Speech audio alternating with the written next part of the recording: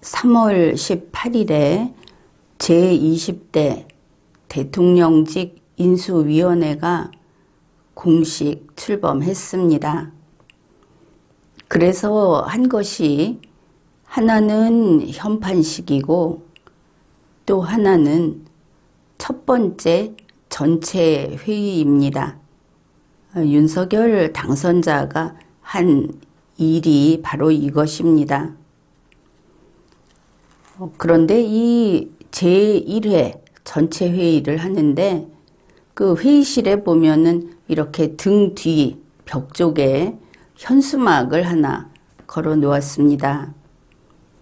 신문에서는 이것을 인수위원회 백드롭, 그러니까 뒤에 뭔가가 늘어지는 것, 이렇게 보이는 영어 단어를 썼는데 풀이는 배경 현수막 이렇게 써 놓았습니다.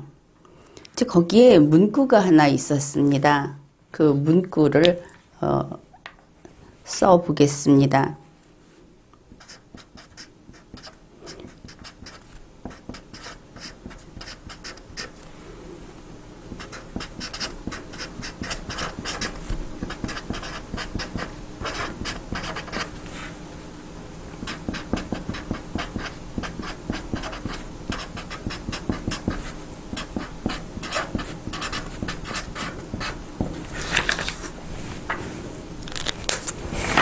그 문구는 바로 이것입니다. 겸손하게 국민의 뜻을 받들겠습니다. 무슨 문제될 거 없고 자연스러운 문구, 글귀로 보입니다. 당연히 그래야 하는 것입니다. 그래서 이런 글이 쓰여 있는 현수막을 뒤쪽 벽에 걸어놓고 이 제1회 인수위 전체 회의를 했습니다. 물론 예외 없이 윤석열 당선자는 조사까지, 접속사까지 A4에 쓰여진 그대로 읽었습니다. 아무튼 그런데 인수위 대변인실에서 이 배경 현수막에 대해서 굳이 설명을 하고 나섰습니다. 그것도 보니까 여러 언론사가 동일한 문구, 전혀 글자 하나 틀리지 않는 동일한 문구를 실은 것으로 보아서 이 설명문을 언론사에 배포한 것으로 보입니다. 그러니까 그 방금 보았던 그 겸손하게 국민의 뜻을 받들겠습니다라는 이 한 줄, 이 문장을 풀이한 설명을 한 것입니다. 인수위 대변인실에서 한 설명은 이렇습니다. 겸손의 바다를 넘어 국민 곁에 서서 태양처럼 대한민국을 빛낼 국민의 뜻을 받들겠다는 취지다. 이 동일한 문구가 언론사마다 다 실렸습니다. 아무튼 그렇게 말을 했다. 그러면 겸손의 바다를 넘어서 이 바다가 있는데 겸손의 바다를 넘는다고 하면은 아무래도 이쪽에서 저쪽으로 아니면은 이곳에서 저 언덕으로 이렇게 될 겁니다. 그렇게 넘어야 거기에 국민이 있다. 국민 곁에 서려면 넘어야 한다고 했으니까. 그러면은 일단은 넘는다라는 말이 건넌다라는 말이 아니기 때문에 이쪽에서 저쪽보다는 낮은 곳에서 높은 곳을 지난다 이렇게 보아야 할 것입니다.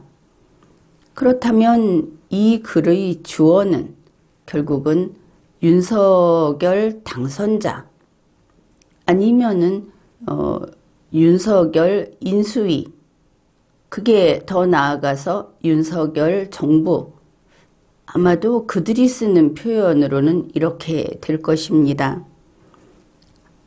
이 주어가 겸손의 바다보다는 낮은 곳에 있구나, 그것을 알 수 있습니다.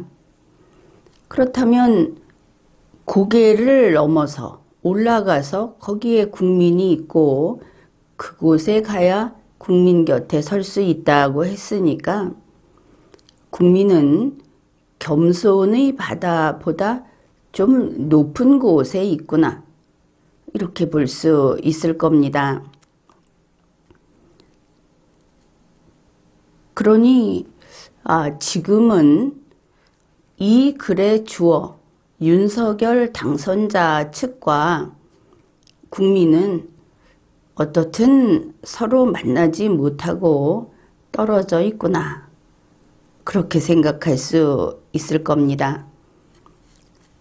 많이 노력을 해야 이 겸손의 바다를 넘어야 만날 수 있을 겁니다. 우선 이러한 설명문 자체를 한번 읽어보았습니다. 그런데 인수위 대변인실 쪽에서는 지금은 내가 이렇게 써서 보여줬지만 신문에 이렇게 쭉 실린 사진을 보면 거기 이제 손으로 쓴 것 같은 그런 글씨체로 된 이제 그런 글이다, 이걸 알 수 있는데 그 글씨체가 서결체, 그러니까 윤석열체라고 밝혔습니다. 이 내용을 아는 국민들은 알겠지만 그렇지 않으면 윤석열이 뭔데 글자까지 윤석열체라는 것을 만들어서 신격화하는 거냐, 이렇게 비판을 할 수 있고 실제로 그런 비판도 나오고 있습니다. 그런데 이것은 그런 문제는 아닙니다. 이 윤석열체라고 하는 컴퓨터에서 쓰는 서체, 글자 모양, 이거는 지난번 선거운동 기간에 이준석이 호남에 AI 편지를 보내려고 하다가 실패한 일종의 그 퇴물이다, 또 폐기물이다, 이렇게 볼 수 있습니다. 그것을 다시 꺼내서 쓴 것 뿐인 겁니다. 폐품 재활용이다, 그렇게 볼 수 있겠습니다. 여기에서 알아야 할 것이 윤석열체라는 이 컴퓨터 서체를 언론에서는 윤석열 씨가 직접 글자를 써서 그 글자로 만든 것인 줄 이제 그런 것처럼 기사를 쓰는 경우가 있는데 그것은 바른 내용이 아닙니다. 서결체라고 하는 것은 윤석열 씨의 필체를, 글씨체를 모티브로 해서 그것을 모양이 좋게 그렇게 컴퓨터 서체를 개발한 것이다, 이렇게 이해하면 될 겁니다. 그래서 윤석열체라는 이 서체를 쓰게 되면 늘 똑같은 각도로 휘어지고 똑같은 정도로 삐침이 이루어지고 해서 모든 글자가, 같은 글자는 늘 같은 모양으로 그렇게 나옵니다. 그렇지만 사람이 쓰는 그 글씨체는 본인의 글씨체가 있기는 하지만 조금씩 변화가 있고, 더구나 윤석열 씨는 글씨를 그렇게 균일하게 소위 달필이다 할 정도로 쓰는 그런 사람이 아니기 때문에 이렇게 쓰지 못합니다. 어쩌면 지금 윤석열체라고 나오는 그 동일한 또 그 정도 균형 잡힌 글자 모양으로는 윤석열 씨는 한 번도 쓴 적이 없다. 이렇게 보는 것이 맞을 겁니다. 이것이 본인의 이름이 붙은 서체인데 본인의 글씨는 아니다. 뭐 기술이 발달해도 기술이 더 좋게 보인다고 해서 그게 진짜는 아니다 하는 그런 부분인데 그거하고 비슷한 것이 또 있습니다. 김건희 씨 네이버 프로필 사진, 항상 사진 하면 요즘에는 그 사진이 나오지 않습니까? 그게 뭐냐 하면 3월 19일 조선일보가 또 하필이면 김건희 씨 사진을 올리면서 기사를 한 건 실었는데 거기에서 이렇게 설명을 했습니다. 미국 제클린 케네디 오나시스, 바로 그 사람을 흉내낸 머리 스타일이다. 한 게 바로 그 네이버 프로필 사진입니다. 그러면 이게 윤석열체하고 어떤 그 비슷한 점이 있는가? 김건희 씨 프로필 사진을 보면 어차피 알겠지만 김건희 씨는 그렇게 생기지 않았습니다.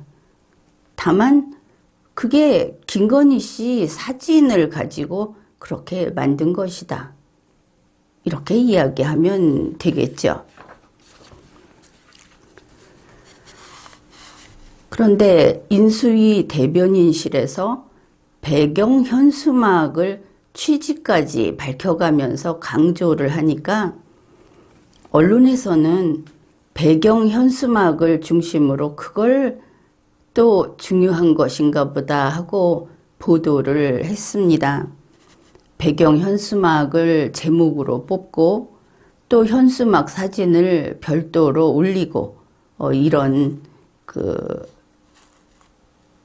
좀 시끄러운 그런 일이 생긴 겁니다. 윤석열 인수위 대변인실에서 이 배경 현수막의 취지를 설명했는데 거기 또 문제가 좀 보였다. 그래서 우리가 그것을 분석할 겁니다. 거기에서 이제 이 글씨 이거를 봤는데 여기에 이제 색깔 있는 그림이 들어 있습니다. 그 부분입니다. 겸손 위의 파란색 원은 바다를, 국민 위의 붉은색 원은 태양을 의미한다.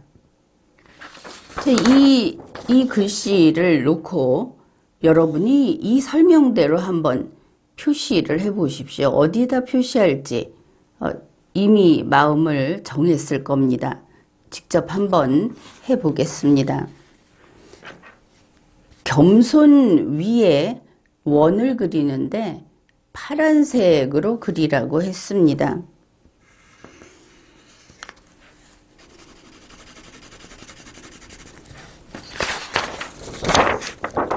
이렇게 그리면 되겠죠. 그 다음에 국민 위에 붉은색 원을 그리라고 했습니다.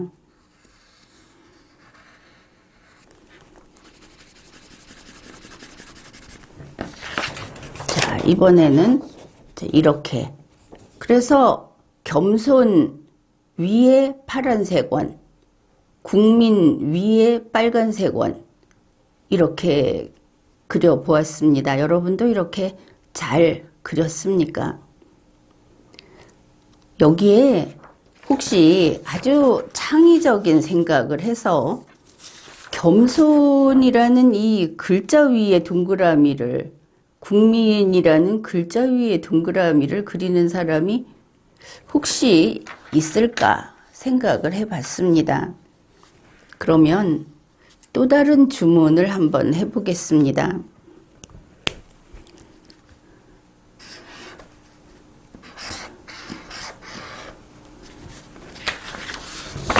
자, 여기에 산이 있습니다. 산 위에 별을 그려보라고 하면은 어떻게 그리겠습니까? 당연히 산 위의 별은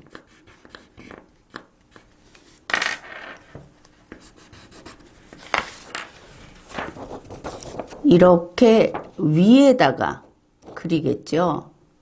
산 위에 평면적으로 생각을 해서 여기다 그리지 않을 겁니다. 그러면은 이제 이 겸손 위에 동그라미라는 위치가 이렇게 된다는 것은 분명해졌습니다. 아무튼 이제 이렇게 설명한 대로 그림을 그려보았습니다. 그러면서 이제 겸손 위에 그린 파란색 동그라미, 그거는 바다를 뜻한다. 국민 위에 그린 빨간색, 붉은색 동그라미는 태양을 뜻한다. 이런 설명을 했습니다. 앞에서 한번 소개를 했는데 이 문구를 걸어놓은 이유는 겸손의 바다를 넘어서 국민 곁에 서서 태양처럼 대한민국을 빛낼 국민의 뜻을 받들겠다는 취지다.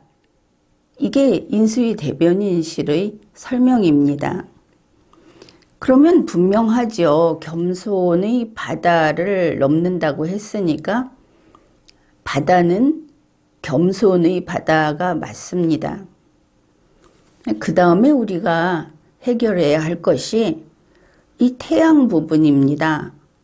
국민 위에 태양을 그려놨다고 하니까 그러면 이번에는 태양은 국민이어야 하겠죠. 그런데 이 풀이에서 이미 이것을 부정하고 있습니다. 태양처럼 대한민국을 빛낼 국민의 뜻, 이렇게 되어 있는 겁니다. 태양처럼 대한민국을 빛내는 것은 국민이 아니라 국민의 뜻이다. 그것도 태양이 아니라 태양처럼이다. 이렇게 되면 이제 국민은 태양이 아닌 겁니다.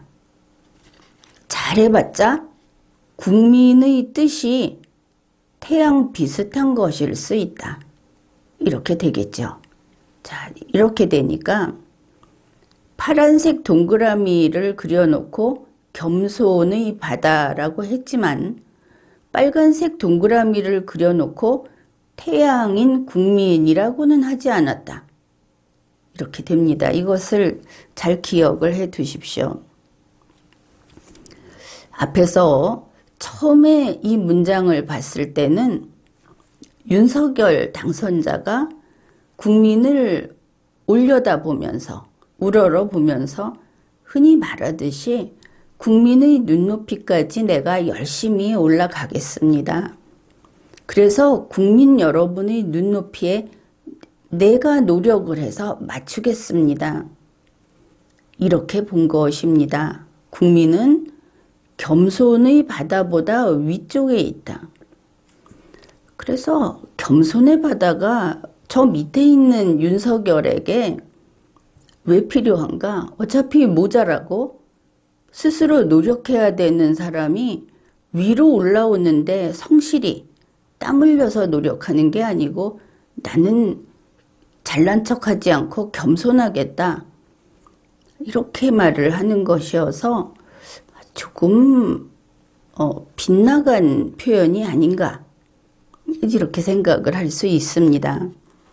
그런데 이번에 국민은 태양이 아니다 이렇게 돼버렸으니까 이제 이 문장을 다시 풀어야 하는 겁니다. 이 글의 주어는 그러니까 윤석열 씨는 겸손의 바다보다 이미 높은 곳에 있구나. 그래서 아주 잘났는데 잘났지만 겸손하겠다는 뜻이구나. 그래서 겸손의 바다보다 저 아래 낮은 곳에 국민들이 있는 그곳으로 몸소 내려가겠다. 그래서 국민의 뜻을 받들겠다는 것은 받아들이겠다. 흔히 예전에 왕이 있을 때 간합하겠다. 이런 뜻이 돼버리는구나. 관계 설정을 영 그르쳤든지 아니면 바로 이런 구도로 국민을 내려다보면서 이런 말을 했구나. 이제 문장의 풀이가 좀 달라졌습니다. 그리고 또 조금 더 제대로 됐다. 이렇게 볼 수 있겠습니다. 여기에서 윤석열 씨는 놀랍게도 심하게 권위적이다. 이런 게 나타납니다. 얼마 전에 목욕탕에 가서 알몸 경호를 받았다 하는 논란이 있었습니다. 당선자가 목욕탕에 들어가면 경호 인력도 목욕탕에 같이 옷을 벗고 들어가야 하기 때문에 이런 이야기들을 한 것인데, 그러면 이 경호 인력의 입장에서는 어떻습니까? 당선자를 따라서 옷을 벗고 따라 들어가야 하는 것 아니겠습니까? 당선자가 쉬는 날에 갑자기 어디를 찾아가면 경호 인력은 같이 거기에 따라갈 수밖에 없는 겁니다. 그래서 이 목욕탕에 대중 목욕탕, 사우나인지 모르겠는데 거기에 윤석열 씨가 들어갔다고 하는 것은 소탈한 서민적인 이런 것이 아니고 극상의 권위의식이 밖으로 그냥 자기도 모르게 드러난 거다. 이것을 알 수 있습니다. 문제는 우리가 이렇게 그림을 그려봤는데 정작 윤석열 인수위에서 뒤에 걸어놓은 배경 현수막은 대변인실의 설명하고는 다른 모양이었다 하는 겁니다. 여기서 그려봤고 여러분이 같이 확인을 했던 그런 그림이 아니라는 것입니다. 그 그림을 보여드리겠습니다.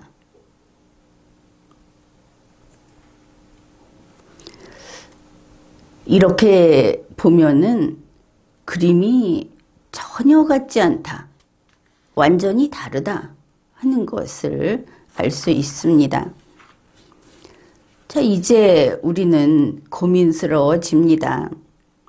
우리 모두가 똑같이 쓰고 다들 이해하고 있는 국어, 한글, 이것에 따라서 그들이 설명하는 것을 우리가 이해하고 그림으로 옮겨봤는데 그들은 우리하고 다른 그림을 걸어 놓았더라.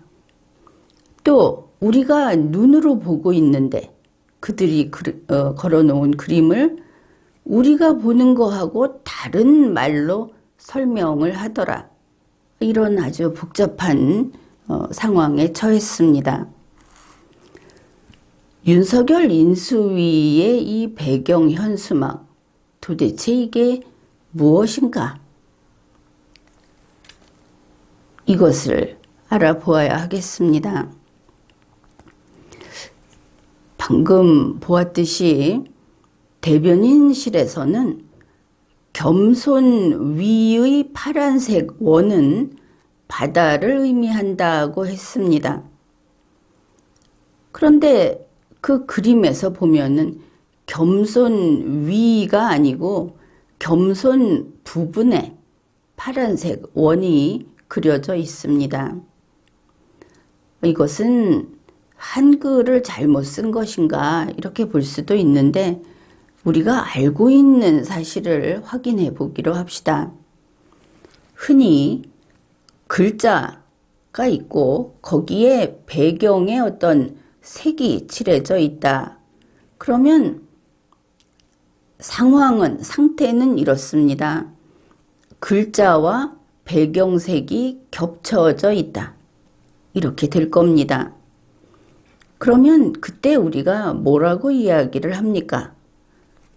지금 겸손과 파란색 원이라고 했는데 파란색 원이 글자 위에 있다고 하지 않습니다. 글자가 파란색 원 위에 있다. 이렇게 말하는 것이죠. 왜냐하면 파란색 원이 글자 위에 놓이게 되면 글자가 안 보여야 하는 겁니다. 그것이 색상이 어떻든 간에 물체라는 것은 그렇게 되는 겁니다. 보인다는 것은 적어도 보이게 만든 것이고 보기 위해서는 글자가 배경색보다 앞에 있다. 이렇게 이야기를 해야 하는 겁니다. 이 부분에서 우리가 그 인수위 배경 현수막을 보건대 분명히 글자가 그 겸손이라는 글자가 파란색 원보다 앞에 있는데 대변인실은 파란색 원이 글자 위에 있다고 하니까 혹시 대변인실이 부동시여서 그래서 국민하고는 다르게 보이는 것인가? 이런 의문이 생깁니다. 이제 두 번째 그림을 봅시다. 동그라미 두 번째. 대변인실은 국민 위의 붉은색 원은 태양을 의미한다 이랬습니다.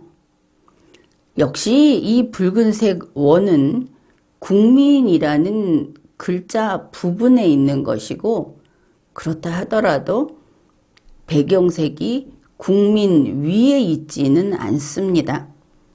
국민이라는 글자가 붉은색 원 위쪽에 있다. 이렇게 보아야만 할 겁니다. 그런데 또 다른 문제가 있습니다. 이 인수위 배경 현수막에는 국민이라는 글자 부분에 붉은색 원이 없습니다. 그러면 대변인실이 우리가 보기에 그 자리에 없는 붉은색 원이 있다고 설명을 했고 이것을 모든 언론사에 내보내서 모든 언론이 그렇다고 기사를 실은 겁니다. 정말 눈을 씻고 봐도 국민이라는 글자 부분에는 그게 글자 위가 됐든 밑이 됐든 붉은색 원이 없습니다. 여러분이 다 보았듯이 거기에는 없는데 그런데 잘 보니까 이 별로 길지 않은 문장 아닙니까? 그 바로 옆에 붉은색 원이 하나 보이기는 보입니다. 그러니까 아무리 인수위 대변인실에서 국민 위에 붉은색 원이 있다는 주장을 견지하더라도 윤석열 당선자 측에서는 이 견지라는 말을 대단히 애용을 하고 있고 그래서 여기에서도 역시 그렇게 하고 있다 하더라도 우리는 다른 곳에서 붉은색 원을 찾을 수 있는 겁니다. 바로 뜻이라고 하는 한 글자. 물론 그 글자 위에 붉은색 원이 있는 것이 아니고 아래라고 할 수 있는 배경색으로 붉은색 원을 찾을 수 있습니다. 그러니까 달랑 뜻이라고 하는 그 한 글자의 배경으로 붉은색 원이 있을 뿐입니다. 국민이라는 글자의 배경으로는 없는데 거기 있다고 그 인수위 대변인실에서 고집을 견지를 한 것입니다. 일단 그들이 틀렸습니다. 이것은 뭐 그냥 봐도 알 수 있으니까.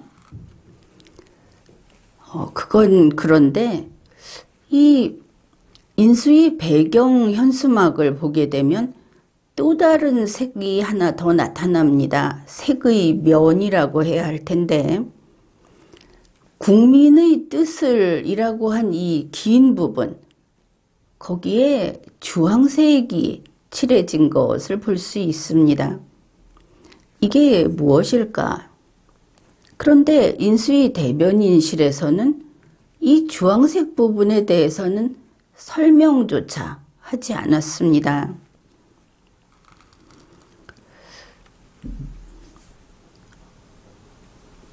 만일 이 대변인실의 설명대로 그렇게 본다면 그 설명대로 이제 그림을 바꿔봅시다. 그러면 국민이라는 글자 배경색으로 빨간 원이 들어가서 있어야 할 겁니다. 지금 거기에 없다고 확인을 했는데 그러면 어째서 이렇게 됐을까? 대변인실은 이렇게 설명을 하고 이 현수막은 아무래도 어디 업체에 주문을 해서 만들어 왔을 텐데 그 사이에 어떤 바뀌어버린 것인가? 이런 생각을 할 수 있는 겁니다. 이게 그 인수위 현판에서도 보면은 서로 잘 맞지 않는 삐걱거림 같은 게 보였듯이 여기에서 또 그런 게 보이기 때문에 이런 것을 한번 살펴보는 겁니다. 일단 이 그 현수막을 제작하는 이것도 여기에 디자인을 하는 사람도 있고 이럴 텐데 그 작업 과정을 한번 우리가 거기에서 이렇게 된 게 아닐까 하고 추측을 해 봅시다. 그러니까 겸손이라고 하는 데에 파란색 동그라미가 원이 배경색으로 있고 국민이라는 글자 부분에 붉은색 원이 배경색으로 있고 이렇게 되면 좀 눈이 피로하다. 너무 눈에 띈다. 보기에 예쁘지 않다. 이런 문제는 분명히 있다고 봅니다. 그래서 디자인하는 사람이 이걸 보니까 원 두 개가 너무 가까이 있다. 그래서 보기가 안 좋았다. 이럴 수 있지 않겠습니까? 그래서 빨간색, 붉은색 원을 좀 뒤로 밀어가지고 뜻이라는 글자의 배경색으로 옮긴 것인가? 이렇게 생각을 한번 해보았습니다. 그런데 설령 그렇다고 하더라도 어차피 벽에 걸려 있고 그걸 자기 눈으로 보면서 국민 부분에 없는 그 붉은색 원을 있다고 설명을 하는 것은 도대체 눈은 어디다 두고 처음에 준비해온 역시 원고를 읽은 것인가? 이렇게 생각을 할 수 있는 겁니다. 또한 이 붉은색 원이 뜻이라는 글자에 가서 배경색으로 있다 하면은 그걸 보고 왜 거기에 있는지 이것을 설명이라도 해야 되는 겁니다. 그런데 그것도 하지를 않았습니다.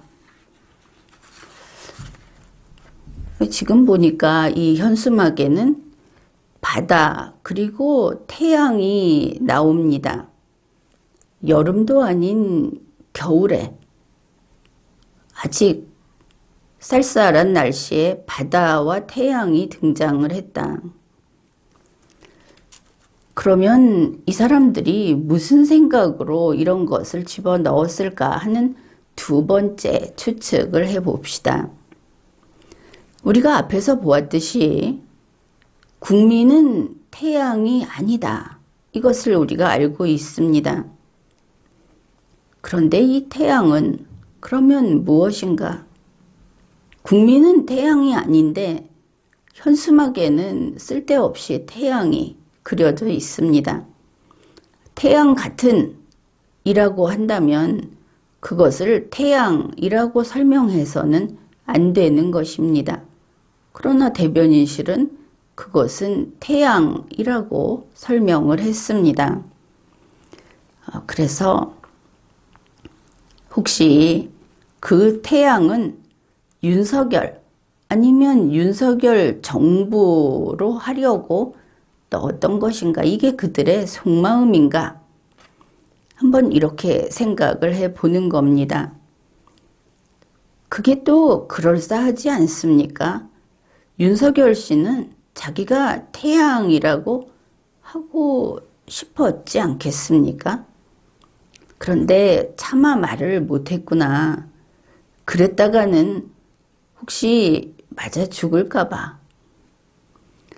그렇지 않아도 태양 하면은 가장 먼저 인간이 태양이라고 자처하는 것은 김일성 정도 되는 게 아닌가. 그러다 보니까 바다도 있고 태양도 있고 그냥 넣어놨는데 굳이 대변인실에서 이렇게 설명문까지 돌리면서 이렇게 한 것은 바로 그것이 캥겨서 그래서 한 건가. 그 소리 나올까봐 윤석열 스스로 태양이라고 했다. 그 소리 나올까봐 한 것인가. 이런 추측도 해보았습니다. 여기에서 우리가 조금 더 심화하여 생각을 해볼 부분이 우리나라 정치에서는 이 색깔이라고 하는 것이 정치적 의미가 아주 큽니다. 3월 19일 뉴스, 바로 이 사건을 가지고 다룬 뉴스인데 뉴스 제목이 이렇습니다. 윤석열, 민주당 상징 파란 넥타이를 메고 회의장에는 직접 쓴 국민의 뜻이라는 것을 내걸었다. 윤석열 당선자가 파란 넥타이를 메고, 그런데 그게 민주당 상징이다. 색깔하고 정치적 의미를 이렇게 분명하게 밝혔습니다. 그리고 그 인수위 첫 번째 전체 회의장에는 직접 쓴 국민의 뜻이라는 방금 본 그 현수막을 걸었다 하는 뜻인 것을 알 수 있습니다. 여기에서 한 가지 정정을 해야 하겠습니다. 직접 쓴 이 부분은 틀렸다. 그것은 그냥 윤석열의 서결체라고 하는 컴퓨터 서체일 뿐이고 본인이 직접 쓴 것도 아니고 본인의 필체도 아니다. 우리가 이 부분은 이미 살펴보았습니다. 이제 그 다음에 윤석열이 민주당의 상징인 파란 넥타이를 했다. 이 부분을 좀 이야기해 봅시다. 영상을 보니까 이 파란 넥타이가 새파란 홍준표 후보가 맸던 그런 시퍼런 그런 파란색은 아니었습니다. 그렇지만 이것을 파란 넥타이라고 이야기하는 것은 충분히 수긍이 간다 하는 것은 지금 이 격자무늬, 작은 격자무늬 같은 이런 무늬가 들어간 넥타이인데 윤석열 씨는 국민의힘 경선 때 이런 무늬의 붉은색 넥타이를 맸었습니다. 그렇게 보았을 때 그것을 붉은 넥타이라고 표현을 했었고 지금 이것을 파란 넥타이라고 표현하는 것은 지나치지 않다. 우선 이것을 밝혀둡니다. 그러면 윤석열 씨가 이 파란 넥타이를 하고 인수위 전체 회의에 참석했다. 첫 번째 인수위 현판식을 하고 첫 번째 전체 회의를 하는 그 자리에 참석을 했다. 이제 이거를 우리가 정치적인 의미로 그 색깔을 한번 이야기해보자 하는 겁니다. 우리나라에서 그 토종 개들, 개들을 전통적으로, 그러니까 통상 색깔로 구별을 하는 경우가 많습니다. 남의 집 개를 뭐 이름까지 기억하고 하는 것은 근래의 풍습이고 과거에는 그렇지를 않았죠. 아이들 동요에 나오는 그 호칭도 그렇고 또 단편에 나오는 그런 이름들도 이런 게 흔합니다. 개를 구별할 때 그 색깔로 구별하는 것이 누렁이, 백구, 검둥이 이렇게 씁니다. 요즘에 보니까 온몸이 검은 개를 연탄이, 그 불 때는 연탄해서 연탄이 정말 이런 이름을 붙이는 것을 봤습니다. 이런 식으로 구분을 합니다. 이 색깔 구분은 지금 정당을 나타낼 때도 동일하게 이렇게 합니다. 설령 몇 가지 색을 섞어 쓰더라도 대표색을 한 가지 색으로 원래 표시하도록. 그래서 선거 포스터 같은 데 보면 그 기호가 한 가지 색으로 되어 있습니다. 그 정당의 색을 단일하게 이렇게 표시를 하는 겁니다. 이렇게 구분을 한다 했을 때 그러면 윤석열 당선자의 저 넥타이 시퍼런색은 아닌데 무늬가 들어있는 저 파란 넥타이 그거는 어떻게 구분할 수 있을까? 일단 전면이 시퍼런 게 아니기 때문에 퍼렁이 이렇게 부를 수는 없을 것이다. 다시 말해서 누렁이, 백구, 검둥이 이쪽이 아니라 바둑이 이쪽이 될 것이다. 그렇게 볼 수 있습니다. 그러니 파란 바둑이 이 정도 될 것입니다. 그래서 파란 바둑이 이런 넥타이를 맸다.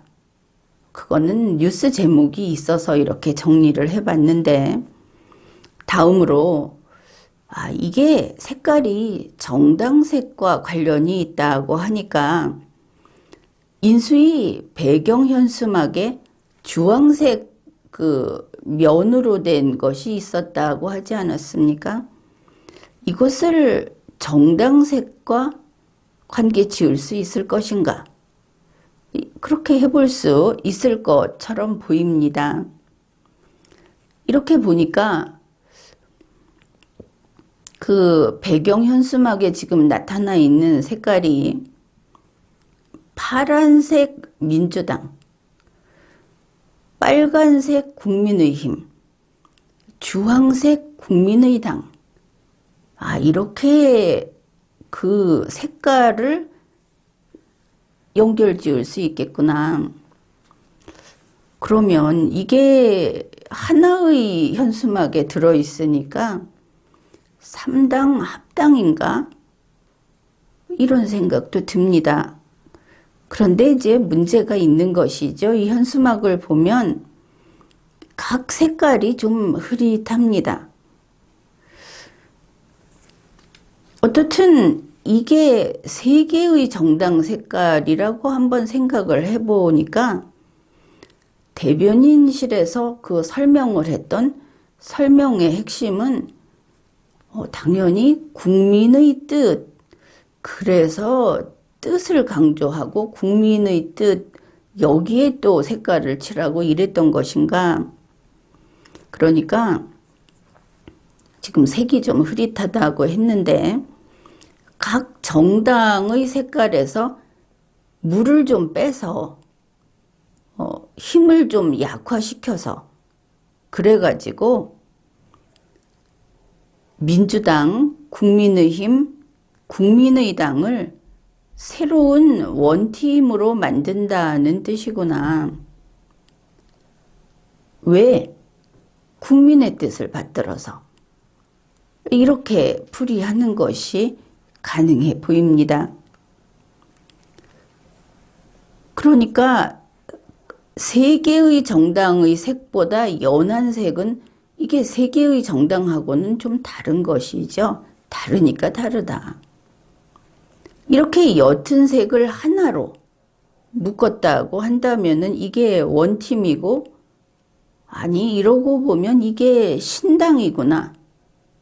새로운 정당을 지향하는구나. 이렇게 보이는 겁니다. 물론 지금은 단지 현수막 하나 걸어놨을 뿐입니다. 왜 그랬는가 하면은 우리가 이것도 충분히 이해가 됩니다. 아직 임기가 개시되지 않았고 윤석열 씨는 당선자일 뿐이지 대통령이 아니고, 그래서 정치적인 힘이 미미합니다. 그러면 취임식을 하고 나면 즉시 신당 선포를 할 것인가? 그럴 수도 있겠지만 그것은 좀 빠르지 않은가? 그래서 지방선거가 끝나면 신당이 출발할 수 있겠다. 그 정도 볼 수 있겠다. 이렇게 우리가 추론을 해볼 수 있겠습니다. 이렇게 되면 그 벽면에 현수막 하나 걸어 놓은 것을 굳이 그거를 따로 빼서 이 대변인실에서 설명문을, 그 취지 이래갖고 설명문을 언론사에 돌리고 언론사가 그걸 독자적인 제목으로 뽑아서 기사로 싣고, 이럴 왜 그랬는가 하는 것이 좀 그래서 그랬구나, 뭐 이런 식으로 이해가 되기도 합니다.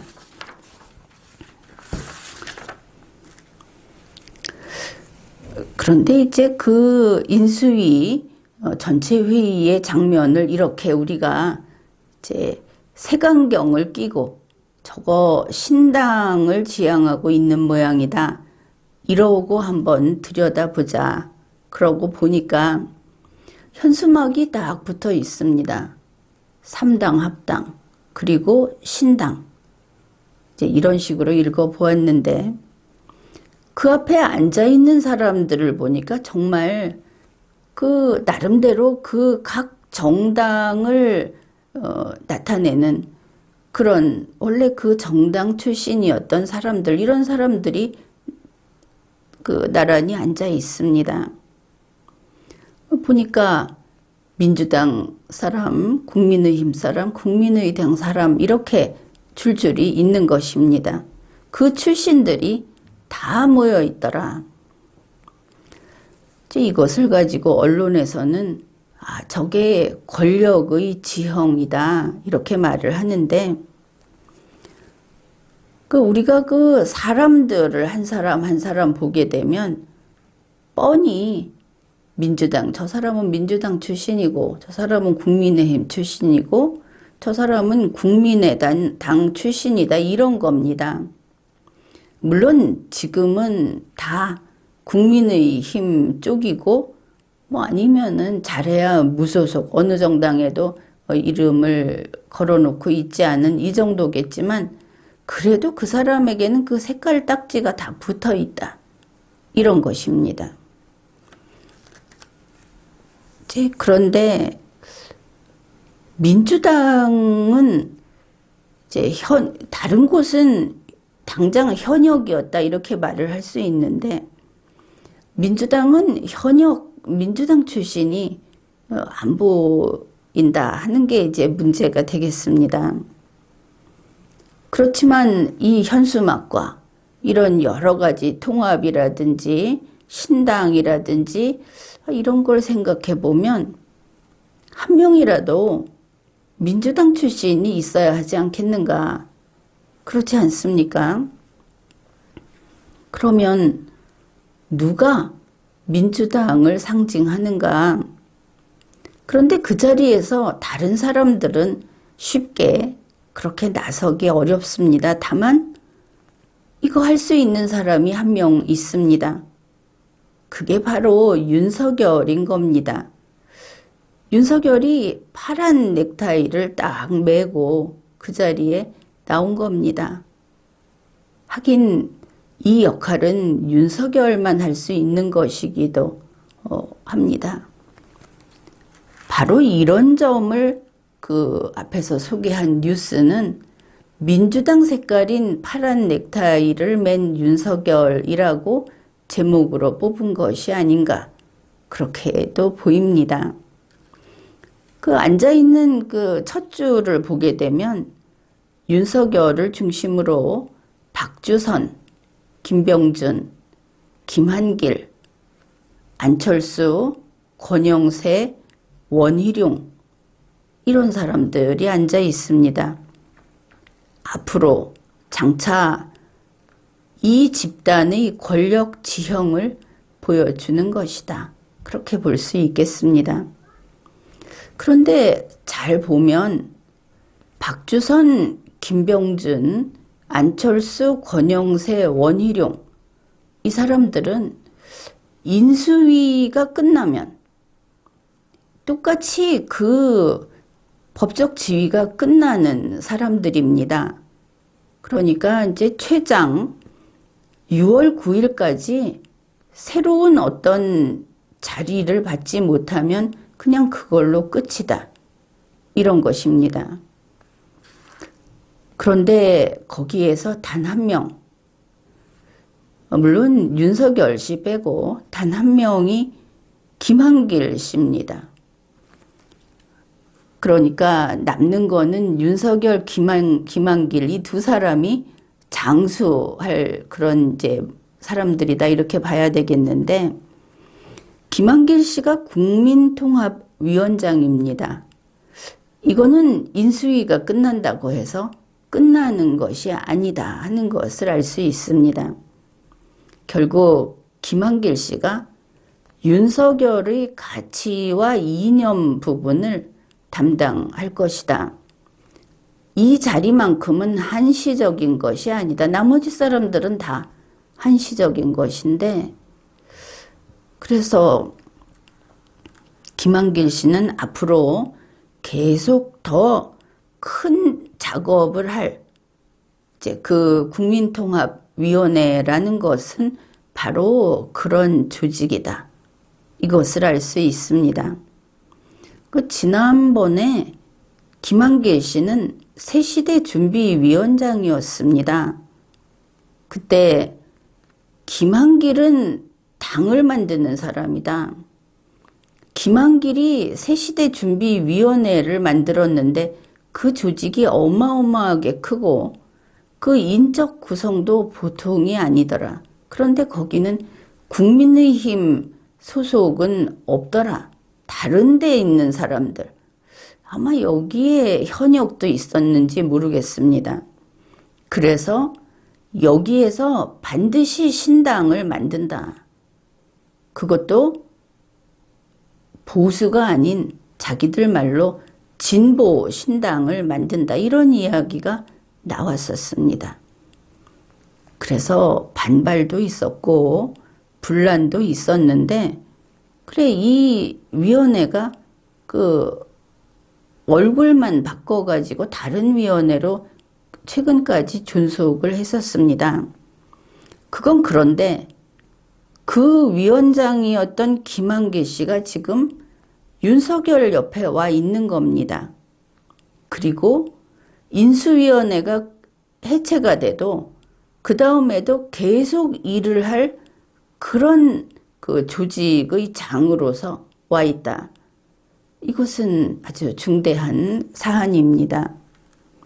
그 새시대라고 하는 것이 거대 신당을 준비하는 그런 위원회였는데 이러고 보니 결국 다시 창당을 추진하고 있는 것인가? 이러한 우리의 그 짐작이 좀 더 강해진다. 이렇게 보겠습니다. 이번 인수위 전체 회의를 보니까 앞으로 매주 개최하겠다 이런 말도 있었는데 이 첫 번째 전체 회의에서 김한길 씨가 이런 내용의 말을 했습니다. 이번 이 선거가 처음 선거 운동을 하고 준비를 하던 그 초입 부분부터 윤석열 씨에게 국민이 불러낸 대통령이라는 이 구호를 쓰도록 한 게 나다.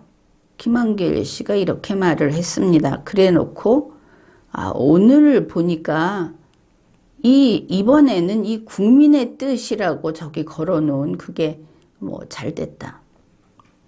그러니까 국민의 뜻이라고 하는 것은 바로 김한길 씨의 그 뜻이고 그 방향 이런 것을 적어 놓은 것이구나 이렇게 볼 수 있고 역시 이러다 보니까